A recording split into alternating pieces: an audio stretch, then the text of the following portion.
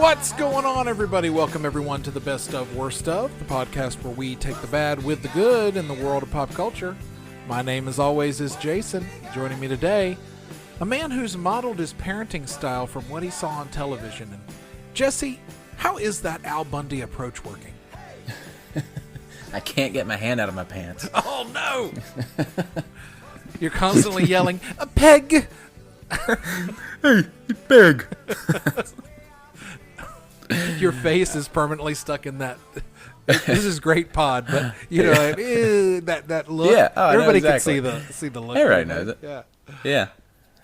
Well, as you can gather, we're talking TV dads. Best and worst of TV dads this week. I just realized I didn't really think about this. Ed O'Neill, TV dad on two very successful TV shows. Yes. Yeah, Ed O'Neill, by any measure, a successful television actor. Yeah, for sure. And I think like a black belt in Taekwondo. Yes. Ed O'Neill's an interesting fellow. Yeah. And the coach of the Little Giants. So, you know, Jason, actually, well, excuse me, not the Little Giants. That was Rick Moranis's. Let's get this straight. We don't want to upset anybody. You know, we already got people who are on the fence about how much we talked about Air Bud. We don't want to throw those same people off with erroneous Little Giants facts. Anyway, Jason, you know, I thought this was going to be a tough topic, but nothing could be farther from the truth. Today, like I said, we're talking best and worst TV dads. The topic sort of came up, or sort of came to mind as we talked TV themes a few weeks ago. If you haven't checked that episode out, that was a fun one. Go give that a listen and get Jason's thoughts on how much the original Wheel of Fortune theme slaps. It does slap. It's a lot. I'll spoil that for you. So we're going to get into our picks for best and worst. But first, let's talk some of the most popular according to a number of different websites such as TV Guide, Ranker, and USA Today. This is also going to kind of act as our fun facts section for this week. So basically what we did was, like I said, with those, we looked at a number of different lists as we do each week to kind of get an idea of what the internet feels is the top and bottom of these different topics. In this case, we picked three. We tried to pick three that sort of speak to different eras of television. Jason, why don't you tell us a little bit about the first one, who consistently ranks in the top 5, I would say. He also ranks in the bottom 5 if you look at the worst TV dads. Well, I tell you what, that makes up a TV dad who's been on TV probably longer than any other dad on this list, probably more combined than some, and that puts him on both lists, right? Homer Simpson of The Simpsons, portrayed by Dan Castellaneta. The Homer voice began as a pretty straightforward impression of Walter Matthau. I never realized that. Yeah, if you go back and listen to it, it's very like, get over here, boy. Like it's I can see that now. It started as and a lot of it's really interesting if you watch like interviews with the cast of The Simpsons. They always talk about a lot of their voices start as a bad impression of a famous actor, like what is it? I think Chief Wiggum's like Cagney or something like that, like James Cagney. But right. And then they just embellish it in their own way to kind of make it something that they can riff in easier, they can read in easier. And that's what Dan Castellaneta said about that voice. Was Homer was originally pretty much just a straightforward Walter Matthau, but he had a hard time maintaining it for like hours and hours, and he had a hard time putting any real emotion or power behind it. So that's how the voice sort of evolved into what we know today. Yeah, the voice has definitely changed over the years, but it's an iconic voice. I think what he landed on. The character Homer was named after Matt Groening's own father. It is Groening, right? Yeah. And subsequently was the inspiration for Groening's first child. I didn't realize that was so close to home for him.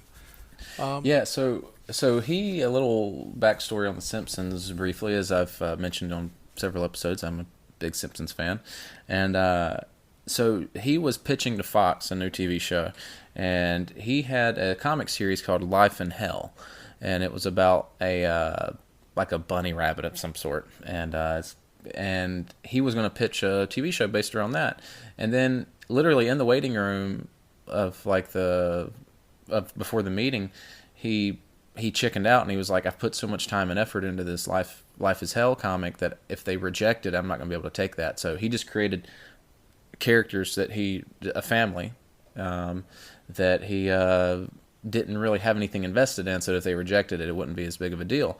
And the Homer's named after his dad, Marge is named after his mom. He had two sisters named Lisa and Maggie, and then he is Bart, which is an anagram of brat.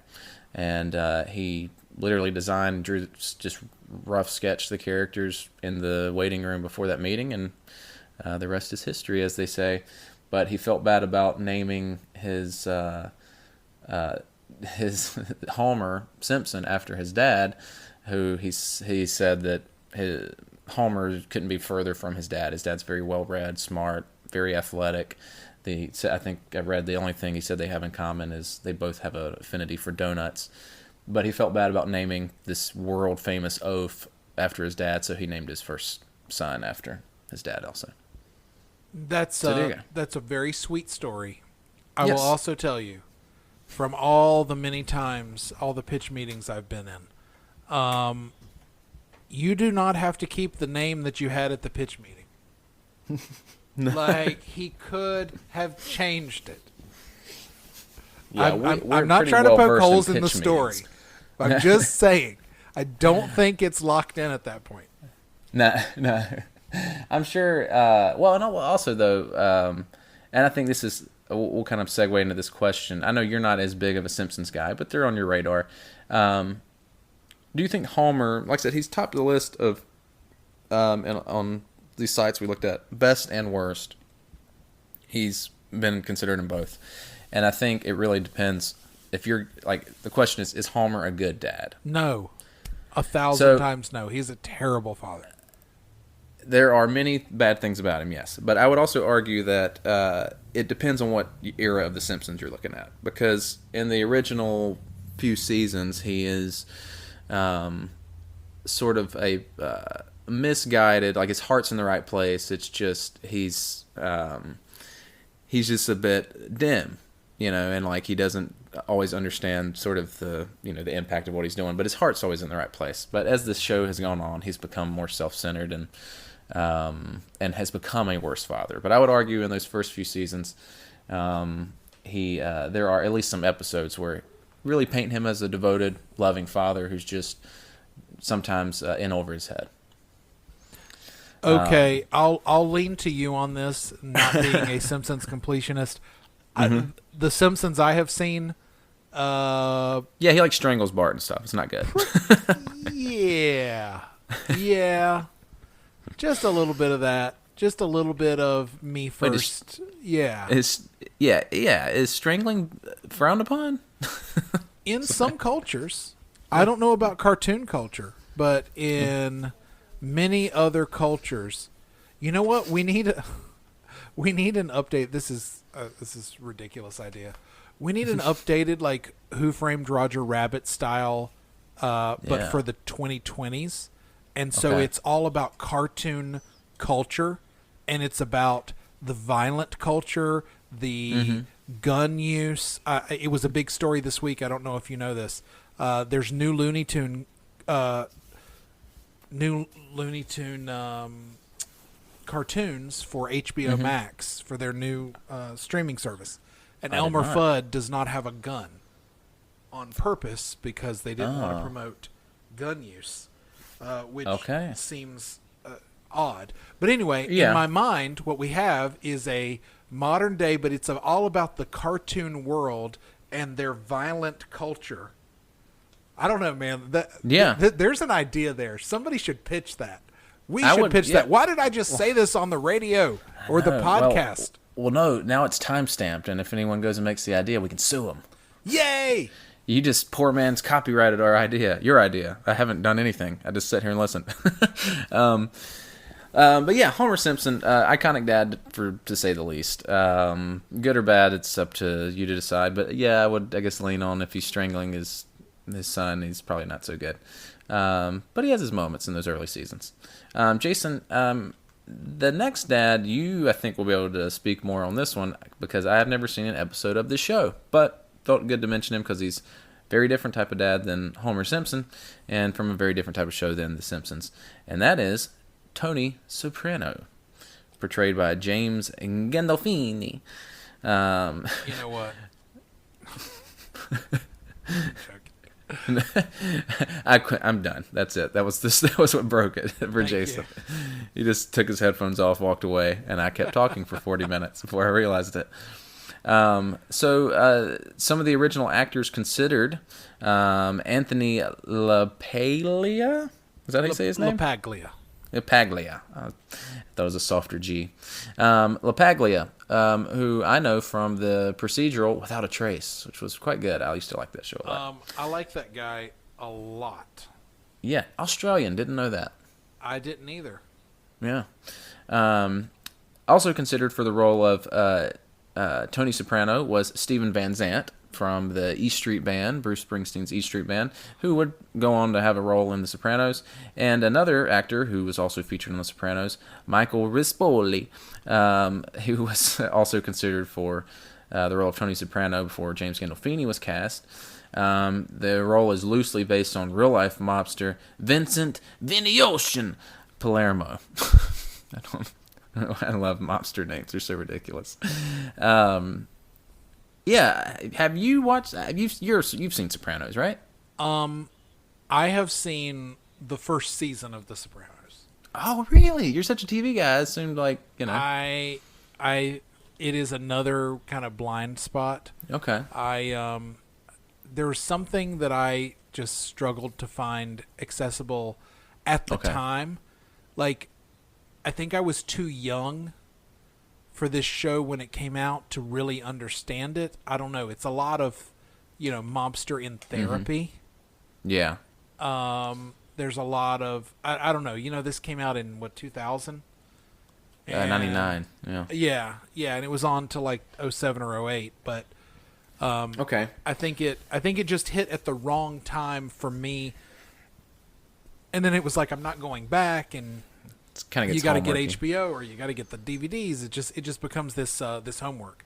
But yeah. I've seen the first season, but I rented all the DVDs. It's okay. Tony Soprano, I think, is in my understanding, he is a caring father. He will take care of his own.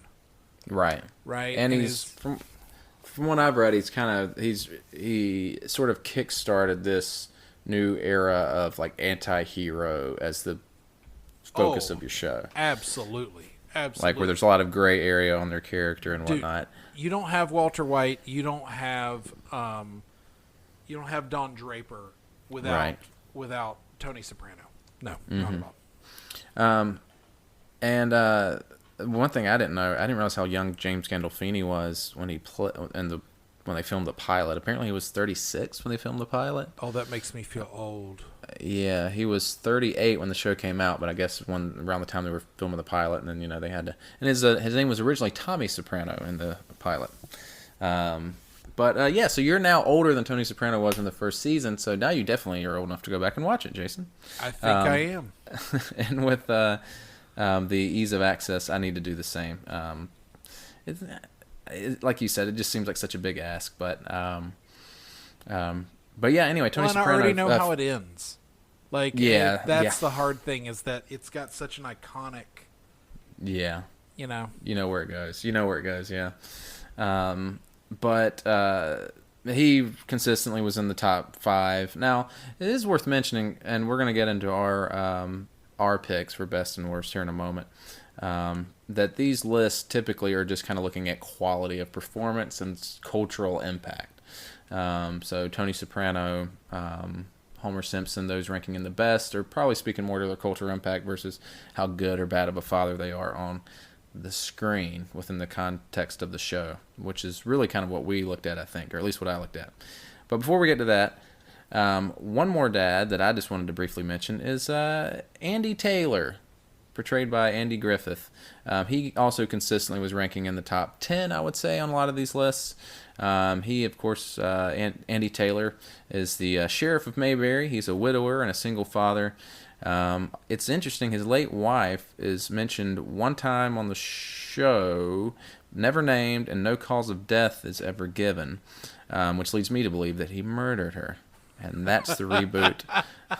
That's the reboot of the show I want to see, where it's like a podcaster goes to Mayberry to try to learn about the mysterious disappearance of this small town sheriff, who would go on to be also an agent for the State Bureau of Investigation, a postal inspector, and a justice of the peace. The character of Andy Taylor, the jobs he held over the years, over the show, the Andy Griffith Show, and the various spin-offs and TV movies they did. But yeah, I know you were a fan of wholesome TV as a young child. Were you an Andy Griffith Show kid?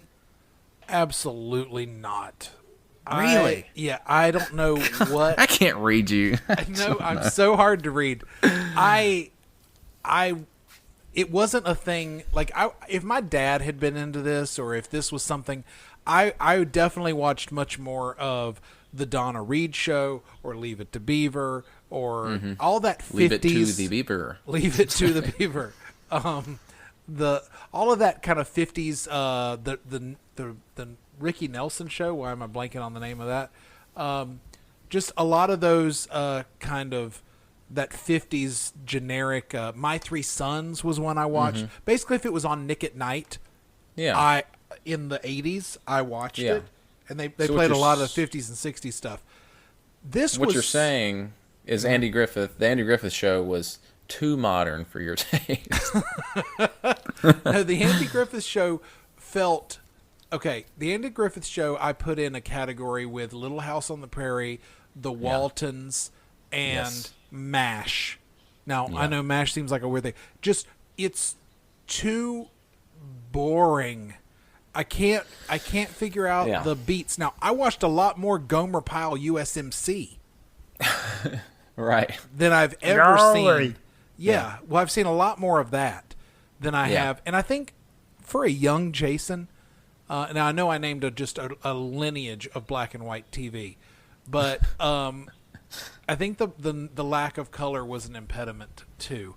So if you're going to be boring and not be in color, and it just seemed... Like, look, the opening comes on. The last thing I want to do... My dad used to drag me to go fishing all the time. I hate fishing. The whole opening of this thing is just whistling and a fishing. Whistling and a fishing. Well, there were words to that song. Ain't nobody got time for that. Do you know that? There's words to that song? Yeah, of course we're talking which I didn't think about. That's a good TV theme. Or for me, it would have been. Obviously, I'm tapping into some sort of weird hatred you have for Andy Griffith, but I'm a Matlock fan. I'm not against Andy Griffith. That one, the whistling theme for Andy Griffith. The lyrics as sung by Andy Griffith are "Take down your fishing pole and meet me at the fishing hole." Yeah, it's a whole song about fishing. So yeah, this is definitely not up your alley. That's unfortunate. Now listen, don't paint me as one who doesn't like Andy Griffith. I watched many hours of Matlock with my grandmother. Of course you did. Yeah. Okay. But Andy Taylor, you're not a fan of. Nope. My parents Plus, he's got a ginger for a son. No, I'm sorry. I shouldn't have gone there. Let me just stop. All right, I'm gonna not stand on this corner. Go ahead. Okay. My parents loved the Andy Griffith Show. I've watched a lot of it, and I think that it is. It's very wholesome, but I think it's genuinely funny. There is a folksiness about it that is warming, like a nice hug or a warm glass of milk. Actually, warm milk always weirds me out. I like cold milk, but poor metaphor to use. But I find the show delightful, and Andy Griffith is a great dad on that show. You wouldn't know that because of your hatred of him. I'm sure he's a good dad. So listen, the last thing I want to say on this, okay, and I know we're talking more about the show than Andy Taylor, and I promise I will let this go. If you're comparing, like, I Love Lucy is just a level up of funny above this show. The Dick Van Dyke Show is a level up of funny above this show. It just is. Yeah. I would argue that they are speaking to different different temperaments. Yeah. It's different. They have different audiences. Like I get it. It's a different culture. And Andy Griffith, I should love this because I'm from the South. I should love this. Yeah. The Andy Griffith Show was a part of one of several shows that were like rural sitcoms, and that drew their humor out of sort of the folksiness of the South and of the country and whatnot. And they actually the spinoff from the Andy Griffith Show was Mayberry RFD, which followed some of the same characters, but not Andy Griffith or Barney Fife, who's Andy Taylor's cousin and deputy, of course, played by Don Knotts, famously. But anyway, that spinoff, Mayberry RFD, actually was canceled as a part of a sort of round of cancellations that networks were doing to get rid of all these rural-based shows, like Green Acres and Petticoat Junction, and because Mary Tyler Moore's show had gotten big, and some of these other shows that were more based in like cities and whatnot. So there is something to that. I agree. I Love Lucy, a better show, but Andy Griffith, can't do too bad by going with some Andy Griffith. I think it holds up surprisingly well. A worse father. Ricky Ricardo, a worse father.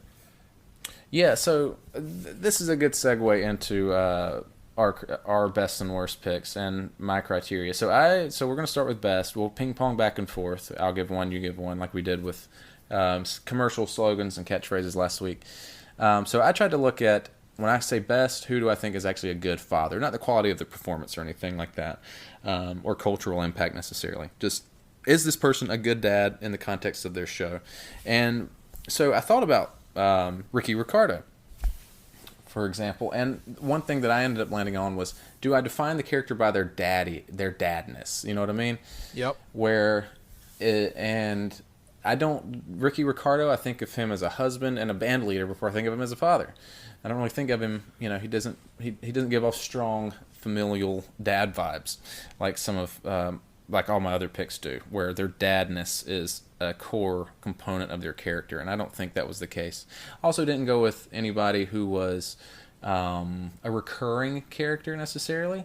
Like if you watch Brooklyn Nine-Nine, for example, Jake Peralta, played by Andy Samberg, his dad, played by Bradley Whitford, is a terrible father on that show, but he's only on a couple times a season, maybe. So that was my sort of criteria that I looked at. Yep.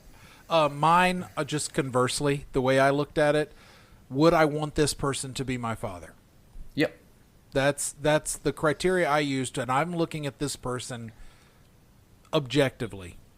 Would I want to be raised in that household? Yeah. Okay. So who you want to start off with? How do we want to do this? You go ahead and start off. Let's start off with best. All right, we're doing best of. Best of. Now, I put mine into categories, okay? Okay. So my first off is the down-to-earth dad. Ooh. Okay? The down-to-earth dad that I want to be my dad is Bob Belcher from Bob's Burgers. See, I've never watched an episode of this show, and everyone tells me I should. Look, it's a really, really well-made show. The Simpsons is its own thing, right? Family Guy is its own thing. But I don't think either one would be considered like a traditional sitcom, or even could be considered one of the better sitcoms on television, right? They're in the cartoon thing, they're doing their own thing. Mm-hmm. I think Bob's Burgers has had a couple of seasons where it could be the best sitcom on television. Oh, wow. Like, it's that good. Now, it is hit or miss sometimes. But the cast of characters that they create, and here's the thing. Bob always supports his kids. He is in it for his kids, whatever they need. He's got 3 wonderful children. They run a restaurant together. They live above the restaurant. They run a burger joint downstairs. Bob's Burgers. He, the wife, the kids work in there together. He's always showing love for his wife. He's always, even if and this is where I kind of align with him a little bit, he's like, oh, really? Are we doing this? You know, but at the end of the day, you get him on board. And if he was my dad, he was up for whatever adventure I wanted to have. Even though he's what I would consider just the down-to-earth, run-of-the-mill dad. He's just a hard-working dad trying to provide for his family. I really like Bob Belcher. He's my pick for down-to-earth dad. I really need to watch the show. You've recommended it. I've got a lot of friends who watch it. I don't know why. I've just never jumped into it. I'll get around to that and BoJack Horseman, which of course you also sing the praises of. They're very different shows. BoJack is ostensibly better because it's trying to do something more. BoJack, were he a father, a terrible father. Okay. Just the worst possible option. Well, not a bad option is my first for best of. I did not do a categories this week, but this is my first one. Red Foreman, as portrayed by Kurtwood Smith on That 70s Show. He's your classic. What? Go ahead. Sorry, I didn't mean to interrupt. No. This is one I'm aware of it. I've never seen an episode. Okay, well there we go. There's my category. We got a category shows Jason has not watched. Kurtwood Smith is Red Foreman on That 70s Show. He's classic tough as nails dad with kind of the heart of gold. Just as the character, the character's hilarious. One of the most consistently funny parts of that show that is a little uneven at times, at least towards the end of it. Super quotable and whatnot. But a lot of the real heart of that show, if I think back, I loved That 70s Show and watched every episode. But if I think back on the parts of that show that were the most emotionally driven and like really pulled the heartstrings the best, they feature Red, which is funny because his character is so. He was like a Korean War vet. Like he's just your classic, just life's hard. Trying to get his kids, Eric and. I just completely forgot the older sister's name. Like constantly just trying to toughen them up for life, especially Eric. But all that being said, he's always there for his family. He actually adopts one of Eric's friends, Hyde, played by Danny Masterson. Grumbles about it the whole time, but you can tell that he cares for him, wants the best for him, wants to make sure he has good opportunities. There's a lot of really sweet moments with it. And one thing I like about him in this show is that he's a devoted husband, and there's a lot of like really good like sexual chemistry between him and Deborah Jo Rupp, who plays Kitty, his wife. And a lot of sitcoms fall into that trope of the husband and wife don't want to even look at each other. You know what I mean? And that's not the case with them. They're very romantic and they're very into each other, and it just gives a really fun spin on the character. He's a great dad, great father. Great husband on the show. Red Foreman. Excellent. Yes. I will continue on with the best. This goes in my single dad category. Now, again, I'm thinking if I'm in the scenario of this show, would I be happy with this person being my dad? And I would say if I named George Michael, the best possibility for me would be to have Michael Bluth as my father.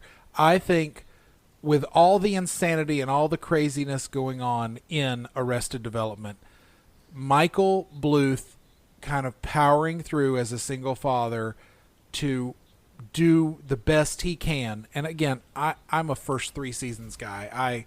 I pretend the others don't exist. In the original canon of Arrested Development, I just think Michael Bluth, he makes the most of these terrible situations that he's put in. He doesn't always make great decisions, but you can tell he's really trying, that he really wants to be there for George Michael. And I think George Michael would have been in a much more difficult or terrible spot without the only sane person on the entire show, Michael Bluth from Arrested Development. Played by Jason Bateman. For those of you that don't know. Arrested Development, a great show. Very, very good. I think forgotten in time sometimes, and with the abomination of what has happened with its sell to Netflix, which I think if 5 years later that deal just doesn't happen.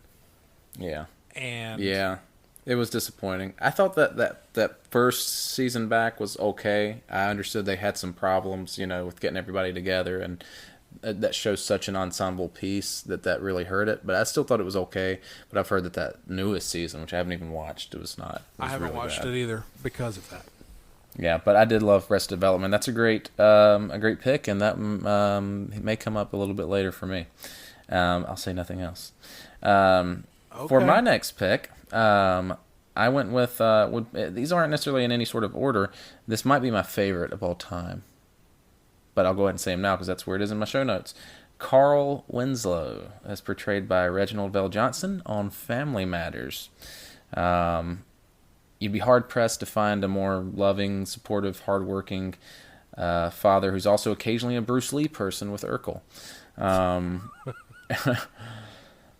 Yeah, I just always... Carl was... Especially, that show, its history is messy, and that, the first few years it was supposed to be sort of this, real kind of blue-collar family, speaking on some real social, racial issues and things like that. And they did that, and Carl Winslow is a integral part to those plots, and is such a good voice of reason.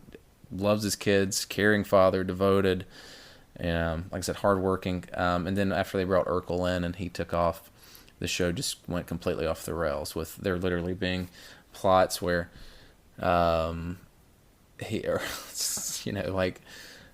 talking ventriloquist dummies, and Steve Urkel and Carl Winslow literally turn into Bruce Lee people and fight ninjas, and it just went absolutely off the rails.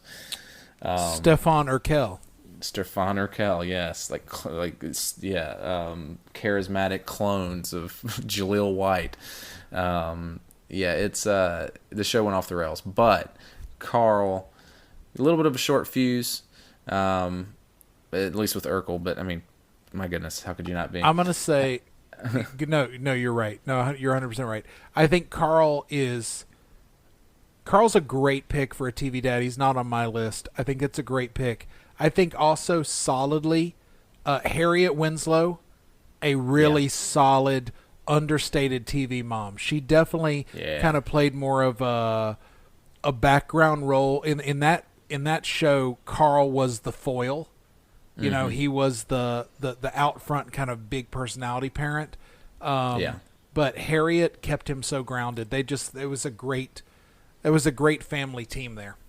Yeah, absolutely. Great chemistry between everybody. Even Urkel, until they, until he was just, the whole show, the whole focal point of that show, which definitely hurts what it was trying to do. But look, they wrote out an entire daughter for multiple seasons.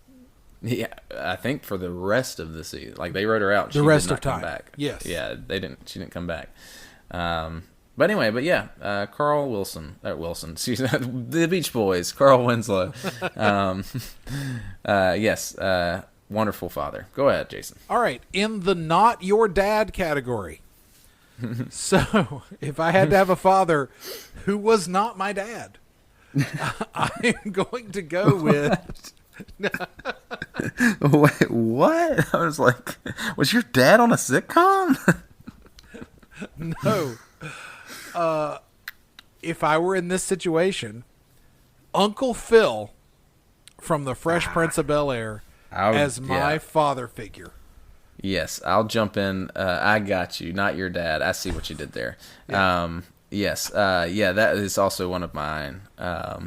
Best as well, portrayed by James Avery. Yes, on the late James Avery. Yes. Yes. Yeah. Look, I love. He was he expected something from you. He was difficult at times, but at the end of the day, he loved you. He cared for you. There were some real emotional moments on that show. Oh yeah. He was wise. He was smart. And if you look at other than Hillary, which whatever. But if you look at the way he raised his kids and what they were planning to become, I just think there's a lot of value there. He was really trying to raise them right. And he accepted Will as his own. Yeah. and raised him like a son. And what more Yeah. could you ask for if you were in that situation? Yeah, absolutely. Yeah, he had a good moral compass. You know, he was no nonsense, but could be fun. You know, I liked that episode where he's saves Will from the pool sharks. Yes. The episode where he blesses out Will's dad, Ben Vereen, for being absent in Will's life, and just really great emotional stuff in that show, and a great performance by James Avery, and he is gone too soon. And Will Smith is now older than he was when the show started. So Will Smith is older than James Avery was when The Fresh Prince started. So that's where we are now. We've mentioned that before. The worst. That's the worst thing you've ever said to me. I think the Olsen twins. I think we've said this before, but the one that always gets me is the Olsen twins are older than John Stamos was when Full House started. Oh my gosh. Yeah, I think I'm older than Uncle Phil. No, that's I think not he was proper. like. I want to say he was 37 when the show started. I think. Are you kidding me? I think so. Yeah. Oh Lord. I think that show started 30 years ago almost. I mean, I'm older than Uncle Phil. Okay. But I might be wrong. He might have been older than that. Okay, so go ahead. I'm sorry. No, you go ahead because that was. Well, You're we just- both you're- doubled you're up. reeling. We both Oh, yeah, doubled that's up, right. so So now it's it's your turn. my go again. All right. In the fun dad category, who do I think it would be super fun to have this fella as my dad? This guy is crafty. He's always working on a project. You might see something crazy happen. There might be cops called or an ambulance called, and it also would be really cool for your dad to be on a TV show. This is Tim Taylor, played by Yeah. Tim Allen in Home Improvement. I think a good one. Tim is I started to use him. yeah, he's just a good he's a good dad. He's looking out for the kids. He's trying to impart wisdom and make the boys, manly and Yeah. teach them things about, but he's willing to open up and go get advice, and he'll admit when he's wrong, and he'll come back and he'll correct the situation. And he really modeled for a character that I think tried to kind of rely on this kind of old-fashioned manly persona. It really showed that you can be kind of open and humble and admit when you're wrong and go ask for advice, and the dad can be the dad but also screw up, but it's okay. I just really like those elements of that show. It's just an excellent show, and I think he's just a really good down-to-earth dad, even though he failed with one of his children and he became some sort of emo goth by the end. Is that a failure? That's not a failure. Okay, listen. All right, never mind. As a kid who went through an emo phase, okay? I know. I resent forgot who that. I was talking to. I forgot who I was talking to. It's not a failure. It's just it's a hiccup. It's a hiccup in the parenting process. Yeah. You say Anyway. hiccup. I say that he looked awesome. I was trying to make a joke, but I failed miserably when I forgot my audience. And anyway, You lost half of us. Us emo kids are out now, Jason. my that was the fun last- dad is Tim Taylor. That's a good one, and it started to make my list, but I had to make room for two that I felt were very inspired on my part. So if I can have some humility, I'm more humble than you can even understand. And that next one, also the fun dad, I guess, kind of, would be Hal Wilkerson, as portrayed by Bryan Cranston on the television show Malcolm in the Middle. So Also, would something I've never seen an episode of. Oh man! But isn't it him in his underwear quite a bit? Yes, yeah, he is in his underwear quite a bit. I won't stay on it too long. I don't know. I mean, as big of a show as Malcolm in the Middle was, I think it did go under a lot of people's radar. But Bryan Cranston, first of all, is hilarious as him. Genuinely, just absolutely, like, hilarious. But his character Hal is a real anxious sort of sad sack with this sort of short fuse, no self-esteem, but a lot of kindness, a lot of love in his heart. His family is very dysfunctional. It is one of the more realistic depictions I've seen of like a family that is actually not like maybe lower middle class, I would say. A lot of shows and stuff, these, they're King of Queens. They're supposed to be kind of this working class struggling family, and they have this two-story house with a fully furnished basement in Queens. And it's like, this isn't an accurate depiction of what their lifestyle should be like. Malcolm Middle does a good job of that, and Hal, while cartoonish at times, and I actually think the creator of the show has even said that the show was really inspired by The Simpsons. He wanted almost to do like a live-action Simpsons. It was sort of the idea when they came up with Malcolm in the Middle. But Hal is just one of those, like, he's always trying to do his best, coming up short a lot of the times, but you can see where his heart is. And a great TV dad. If you haven't watched Malcolm in the Middle, like you have not, Jason, but any of the listeners, I definitely recommend it. And I'm pretty sure it's streaming somewhere, but I'm not for sure where, because I've watched some episodes of it not too long ago. It was on Amazon Prime, I think, for a while. I was looking that up as we were talking about that. Perfect. It looks like it's on Amazon Prime as well as Hulu. Okay. Very good. Hilarious show. Really hilarious show. The Ran Hal for episodes quite a are my while, favorite. right? Yeah, 9 years, I think. Okay, again, it's too much. Is it hour-long or half-hour episodes? Half hour. Okay. Yep.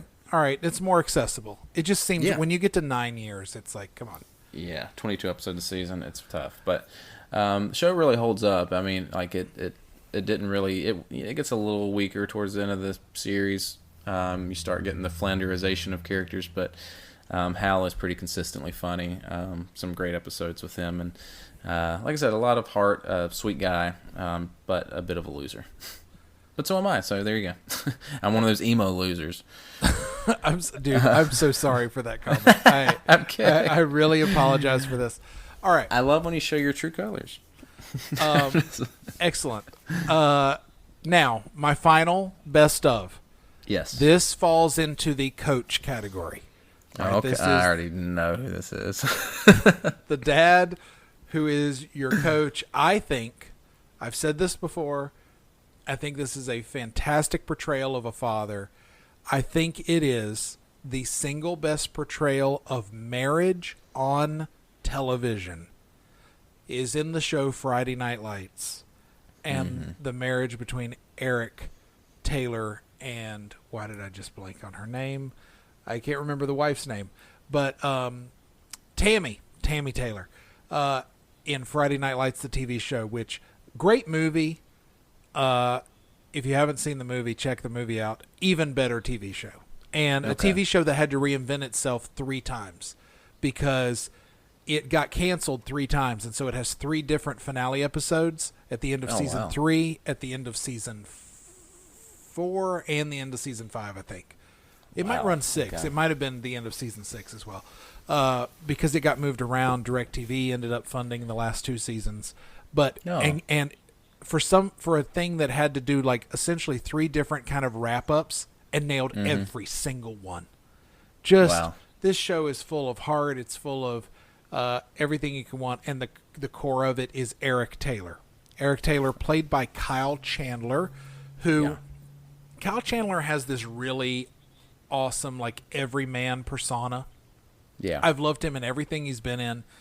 And I think he's the closest to who I would be or would want to be as a dad. I think he is, on my list, the best father. I love the way that he loved his wife. I love the way that he coached the kids on the team. I love the way he looked out for his daughter. In fact, I was trying to find the video for us to post. I think I found it on Facebook, and we'll try to post it. There's a video of him giving advice to his daughter before she begins to date. And the quote is, they're playing ping pong in the garage, right? And she's like, "Oh gosh, Dad, are you coming to talk to me about, And he's like, "Listen, if you think a boy is thinking about you, he's not. He's thinking about sex or he's hungry. That's it. That's the only two things it could be. If they say anything else, they're lying to you. That's pretty good. I just love like the realness that like played out. That's just one of his famous kind of parenting scenes. Dadisms. And his kind of dad world. But you haven't seen the Friday Night Lights, have you? I've not. I think I've seen watched at it a couple of times, but yeah, no, I've never really dove into it. It's so stinking good, and it reinvented kind of the style. Just from this was shot in the Austin area in real homes, handheld cameras, no sets. Everybody moved to Texas. Like there is so much authenticity and realness in this show. You can just tell. And great actors went through there. The final 2 seasons circle around Michael B. Jordan as the quarterback of the team. So and Journey Smollett is on there towards the end. They cycle through a couple of different. Obviously, if you're going to run, I think 6 seasons, you're gonna run through a couple of different 25-year-olds playing 17-year-olds. Well, correct. So there's a little bit of that at the beginning, but it eases out. They have, when they were on network and doing like 22 episodes a season, they just got bogged down, and towards the end they moved to more of a cable model and could do kind of 13. Yeah. And you could tell they zeroed in and honed in a little bit more. Season 2 struggles with a murder mystery plot that was unnecessary, that is joked about by everybody in the Friday Night Lights community. But I won't get into that. You guys meet on Tuesdays. I'm the emo loser. You're the one with the Friday Night Lights. I'm just kidding. Okay. I knew that was going to be on your list. I saw it pop up on a few different of the online lists and things. So I was not surprised to see him pop up. But my final one is, I think, also an underrated show. It ran for 5 seasons. I don't think it's on a lot of people's radar. I loved it. I still catch reruns when I can. And that is the dad is Michael Kyle, as portrayed by Damon Wayans in My Wife and Kids. Okay. Yes. Cool. He's like really cool, funny, supportive, a little overbearing at times, but again, his heart's always in the right place. He always expected the best out of his kids. He was sort of a self-made like business success, so he always was trying to instill that sort of in them, but his kids were sort of not driven in that way, so that it creates a lot of the comedy. But he always was always looking out for him. Similar thing, there's not this sitcom trope of him and the wife like barely liking each other. They're a great relationship. They have a lot of fun together. They're always a good team. A lot of good chemistry between him and Tisha Campbell. Played the wife on that. Really great cast. Kids are hilarious. His son, him and his son had great chemistry, and it was just a great show. And Damon Wayans, my favorite of the Wayans brothers, but so no, he's the favorite by far. Yeah, he's great, and he's great on My Wife and Kids. If you haven't watched it, again, don't know if it's streaming anywhere, but a great show. It ran for 5 seasons, which would like to have seen it maybe go a little bit longer, or shows go longer. But kind of a little bit of a hidden gem. You see it pop up here and there, but doesn't really pop up in a lot of people's radar. Michael Kyle, a great TV dad. Yeah, and with that, I've seen a few of those episodes. It's a good show. It's really, really quality. I think it's funny, and I agree, good chemistry. So. Yeah, and that's a big thing, I think, with a good TV dad, is he a good TV husband, too, you know what I mean? Sure. And we're going to get into some bad ones right now, Jason. I'll go ahead and start us off on the worst stuff with so these are our worst. This is looking at dads that I would not want to be my dad. Right. Dads that are bad dads. Yes. Not rad dads. These are bad dads. And the first bad dad for me... I wouldn't be mad with a rad dad. I wouldn't be mad with a rad dad, but I would be sad with a bad dad. You got it. And I would be sad with this bad dad, who was previously mentioned as one of my picks. The actor is one of my picks for my best, and that is Bryan Cranston. Although in this go-round, he is Walter White on Breaking Bad. So, indeed, a bad dad who broke bad, and it's real quite sad and not very rad. But I am glad to talk him. It is. It isn't. Right? It isn't very rad. But can it all be bad when so much cereal was had? That was really good. He did. He provided a tremendous amount of cereal. Look, he had it difficult. He's not on my list, but yes, he's a terrible father. But what was he trying to do? He started off trying to provide for his son, for his family, and his family. But I mean, he has terminal cancer. He thinks he's got a couple years to live, and gets into the drug empire or the meth making business to make them some quick money so he can leave something behind, because he's kind of a sad sack who doesn't, a lot of missed opportunities, that kind of thing. But as the series goes on, he becomes egomaniacal, selfish, deceptive, morally repugnant shell of his former self, who definitely loses track of his family's best interest over the course of the show. I don't when you put it that way, but he's by the end of the show, he is not. He kind of has a little bit of redemption at the end, but it's too little, too late. And by the end of it, I mean, his family is irreparably damaged, and he tries to make the best of the damage that he's created at the end there. But Walter White,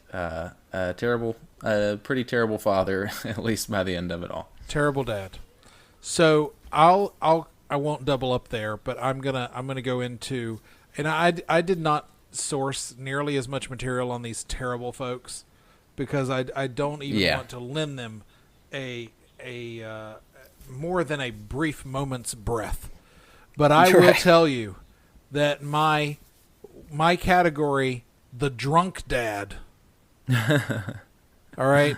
My dad was never in a sitcom, dude. You don't have time to start. No, I'm going to throw in. I'm kidding. The drunk dad. I think my dad has listened. My dad's wonderful. The philandering father, the barely there. He also was. This show aired at the same time as Breaking Bad on the same channel, AMC. Mr. Don Draper. I do not want this person as my father. Yep, he's on my list as well. Of course, I had an opportunity to talk about Mad Men, so I was going to throw it. Totally throw him in there. He is. I have absent, conceited, and selfish, and that's a nice way to put it. It is. His heart's in the right place at times. Once or twice a season. Once or twice a year. I think he genuinely wants to be better, but he is just toxically self-destructive. Oh, yeah. Yeah. No matter how much he wants it, being a good father is not ever going to be in his repertoire. It's just not. It just can't happen. He'll be less bad. That's the best you can hope for. He's one of the few dads where you're just like, you know what? If you just never showed up again and just sent a check, things might be better. Right. Right. And I think that's about almost where, spoiler for the show, it kind of ends up, where it's like, his daughter is just kind of like, Sally is just almost at the end, it's like, hey, this is as good as it's ever going to get between us. So, I appreciate the effort, but it almost like she kind of tells him just to stay away, that they'll be better, her and her brothers will be better off distant from him, but not totally absent of his life. So, Terrible dad, great performance. I love John Hamm, and he plays it with so much nuance that he's a bad dad, but you can tell, like you said, there are a couple times this season he's really trying to be better than himself, and he just always falls short. Yes. All right. Well, poor Don Draper is terrible dad. I'll move on since you jumped on there. I'll move on to my clueless category. I wanted to pair for my Bob Belcher in the cartoon kind of space, and I just wanted to bring over the clueless dad, who I think this guy would be the worst dad. He might make me laugh on occasion, but overall, just really pitiful, self-focused, would really put us in jeopardy at a whim, constantly getting into multinational boundary crossing fights with a chicken. Oh gosh! Constantly I was away. for a moment. I was like, wait, has he said the name and I missed it? Because No. who is this? No, constantly assiding. So if I'm sitting there, he's constantly referencing things and then standing quietly while I'm left to wonder what he's thinking about. This is Peter Griffin from from Family Guy. Yeah. It's just a doofus. Look, Yeah. Homer makes this guy look. Makes Homer look like the world's greatest dad. Yeah. Champion. Peter Griffin. Yeah. Peter is just a doofus of all doofuses. He's a terrible husband. He's a terrible person. Terrible person. He's a terrible father. And I pray. Well, look, I've been to Rhode Island. This guy does not exemplify anything that I found in Rhode Island. I wouldn't think so. No. Judging, having never been there or met any of the fine folks of Rhode Island, I would not imagine this is indicative of our two Rhode Island listeners. I pray nobody is like Peter Griffin up there, but he is in my clueless category for worst dads. Back to you. Yeah, I started to put him on mine, but I feel like a lot of times I beat up on other shows, and I don't know that it always comes across as genuine because of I definitely am a Simpsons leaning person, obviously, to the point where it puts me almost. I think Bob's Burgers falls into that a little bit, where I miss good shows too because I'm so like it's not gonna be as good as the Simpsons, right? But Family Guy, Homer. To your point, is never, and he obviously, the show's been on for 30 years, so this isn't the case for every season, but at least in the best parts of The Simpsons, Homer's always trying to be better. It's just he falls short sometimes, but you never question his motives, whereas Peter is a lot more maliciously sort of a bad father. Just his treatment of Meg alone. Yeah, absolutely. Absolutely. But yeah, a great pick. Like I said, I thought about putting him on mine, but I didn't want to make it seem like I was being pointlessly mean to it because it's not The Simpsons. So I'm this one, I can sum this up real quick. This is going to have some big spoilers for Game of Thrones. But I'm going to go with Stannis Baratheon, as played by Stephen Delane on the Game of Thrones. So big spoiler here. Stannis murders his daughter to try and fulfill a witch's prophecy, and it is that's the murder of his daughter, who was burned alive at the stake. Follows shortly is following. I think it's the same episode or maybe an episode before, a really sweet moment between Stannis and his daughter, who Stannis' character is very cold, very pragmatic, very driven by this goal of taking the throne. So he has this really nice heart-to-heart moment where you see some genuine love for his daughter and whatnot, and then it's undid shortly after when he does have her murdered to fulfill a prophecy that ultimately doesn't even come true. It's a gut punch to watch. And I guess this would make him the worst dad on my list. He murdered none of my other dads are murderers of their families, right? Nope. Nobody else. I had to check. It's like, did Walter White kill anybody in his family? I might have some things that are close. Yeah. But, yeah, murdering, right. Come on. Yeah, that's tough. Real tough. But yes, Stannis Baratheon, an awful, awful father. He's pretty terrible. He's pretty terrible. It's hard to top burning him at the stake. It is. I'm going to go now to my... this is a very niche category, okay? Mm-hmm. Some might say as bad as burning your daughter at the stake. I'm going to go with someone whose main fault is the inability to wrap up a story in 9 years. The long storyteller dad, Ted Mosby, from How I Met Your Mother. Now, hang on. I'll jump on with you here. Are you kidding me? We're both... No, yeah, I got Josh Radnor as Ted Mosby. I'll give you my quick rundown so I don't step on what you were No, about to say. I don't have much to say. You go for it. I was a big fan of the show, watched every episode. So he's the dad who spends, like you said, who knows how long telling the story of how he met the kid's dead mom, only for it to basically be a long-form plea to let him finally end up with Robin, a woman the kids have known all their lives, and thus making their mom seem like yet another romantic stepping stone for Mr. Mosby.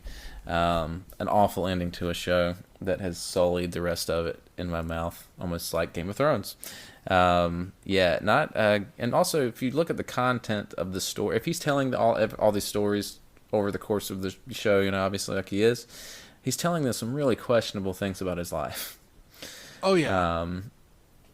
Stories that fathers shouldn't be sharing with their children, sexual exploits and things like that. And a great pick. Yeah, I didn't realize you'd watched enough of the show. I didn't think you were. I watched the first 2 seasons, and then I Okay. watched the last 4 or 5 episodes just to be aware of. Again, I went through this phase. I'm not quite in it as much now, where I wanted to watch every major thing on television, or at least be aware and be able to have a conversation about every major thing on television. So gotcha. to speak to it, I watched kind of the last 3 or 4. It is hit or miss. There are some hits within those 9 seasons or whatever, but overall, it's a troubling show because of where it goes, and specifically from the dad angle. It's just a terrible dad. You're telling your kids terrible things. You're taking 9 years to get this stinking story out, and it's all just about the mom ends up being almost neither here nor there. It's just absolutely really disappointing. Ridiculous. Yeah. It's very disappointing. Yeah. All right. Well, I hate that there's so much crossover here, but No, that's all right. I think there might be more crossover with my next pick. Okay. So I'll go ahead and go into it. This is in my conniving category. Okay. The dad that you don't want, and his son made my best of list, but George Bluth Sr. played by why am I blanking on his name? Tell me who played Jeffrey him. Tambor. Jeffrey Tambor, that's where I was blanking on his name. I couldn't see my note. Jeffrey Tambor as George Bluth Sr., who is just a man who cannot be trusted, who is constantly trying to connive, constantly trying to misdirect or manipulate, commit treason, whatever it takes to manipulate his children to meet his own ends. Just an absolute, I'll say it, a bleep hole of a father. And just an all-around terrible guy. Hilarious. Yeah. Hilarious father, but nobody I'd ever want to be. In fact, thank goodness Michael was there to provide some sort of buffer for George Michael, or this would be a really bad situation. Yeah, this is my final pick also, although mine is a little different. So what I did was all of the fathers in Arrested Development, including your aforementioned Michael as the best. Now I will say, so I'm also including Job, Tobias Funke, George Sr., and Michael, him also, because so they're all fairly deceitful, neglectful, abusive in some cases, absentee in some cases. Now Michael is definitely the best of them. What about Oliver? Which one's Oliver? Isn't he the twin? Isn't he? Oh no! Isn't he George's twin? What's his name? Yeah, George's twin is technically a dad too. Oscar. Oscar. Yeah, Oscar. Yeah. Okay. Sorry, I didn't mean to throw you off. He seems. No, you're He all might right. be He the- seems the he's best absentee. but he's trying to. That's not by his own choice. So the other three, Tobias, Job, and George Sr., are clearly terrible dads. They have no concept of their kids' happiness. They don't genuinely care about anyone but themselves and their own self-interest, and bad people. Michael is a good person, but he's got more Bluth in him than he lets on, and there are definitely several times throughout the course of the show where he is clearly projecting what he wants onto George Michael, and manipulating him, not putting George Michael's own interests ahead of his own. And for that reason, while he is the best of that family, that bar is pretty low. And I considered him briefly for best, but decided he would ultimately work better as a worst of pick for me. So yeah, the Bluths are my final pick. Wow, the Bluths. I'm really feeling like I should not have put Michael in the. I think the fact that he was at least comparative. I get compared to the rest of the family. Yeah, so much better. All right, my final pick is in the absent category. And this, let me just give you a few stats, okay? The show that this father was on ran for 238 episodes. 238 episodes. Of those episodes, his son appeared in 7 episodes. His daughter appeared in 5 episodes. In 10 years with this character, he saw each of his children for approximately 1 week in 10 years. I think I know who this is. The absent father goes to Ross Geller. Oh. From Friends. Yeah, not great. Not a great dad. No. Real quick, I thought you were going to say Fraser Crane. No, okay. Well, he could have been. But, yeah, David Schwimmer. He does have a son that he never sees. No, yeah. But David Schwimmer plays Ross Geller. And, again, I'm sure he's a fine dad. This is my frustration with the show Friends.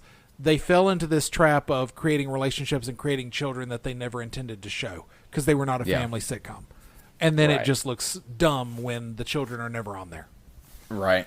That's a great pick. I didn't even think about it. I forgot he was a dad, and that's that explains everything. Yeah, that explains why.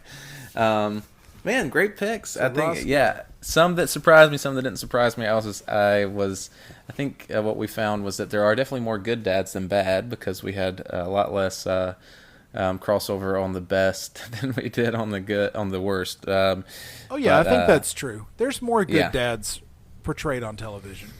And I mean, there's a lot of mediocre dads. I felt it was tough to find the bad dads. But I had to really kind of think about it. That was why I was like, "Ooh, Michael Bluth." Right. And for best of, I was thinking about dads, and I was like, "No, I'm going to use him for worse because he's bad enough to be considered a bad dad, in my opinion." Well, and I was sad that he was a bad dad, but I'm glad that you had him and your dads. Sorry, look, I'm doing it. I'm not mad. In fact, I'm neither sad nor mad. I'm quite glad. Yeah. That you had him on your bad list. Yeah. Even though I had him on the good side. On the rat side. Okay, well, I can't keep going. The thing with Michael Bluth is that he's not a bad dad, but his dad was doing deals in Baghdad, so I mean okay, we could do this. Let's wrap this up. Hey, we hope you enjoyed talking about TV dads as much Happy as Father's we did. Day. Absolutely. Happy Father's Day to all the dads, all you cool cats and kittens out there. Oh, no. All you dads, all you diners, drive-ins, and dads. I don't know what I'm doing. This is way too late. We've potted way too late today. Yes. Thank you for joining us. We hope you enjoyed our review of the best of and worst of dads. As always, subscribe, rate, and review. Check us out. Apple, Stitcher, Spotify, Google, YouTube, all those places. Send us an email at bowopod@gmail.com. Find us on Twitter, Facebook, Instagram at bowopod. We appreciate your interaction. Yes, and thank you to the band Amigo out of Charlotte, North Carolina, who makes some great dad music. It's music for everybody, but I am a dad and I like it, so therefore it makes it dad music. To my buddy Wes Forbus, friend of the show, for doing our podcast artwork, who is like a father to me at times by the way he's disappointed in my behavior. And most of all, thank you guys for listening to Best of Worst of. Absolutely. Thank you.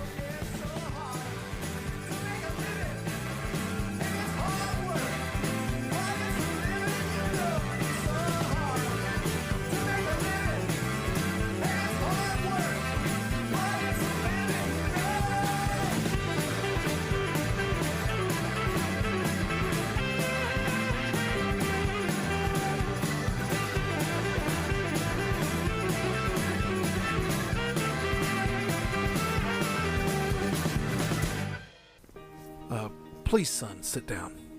I want to share some advice with you that my father shared with me when I was your age. You know, life is made up of forks in the road, and knowing which road to take can be difficult, with every decision altering the course of your life. But following the right path isn't about knowing where it will lead, but how you adapt to bumps and twists along the way.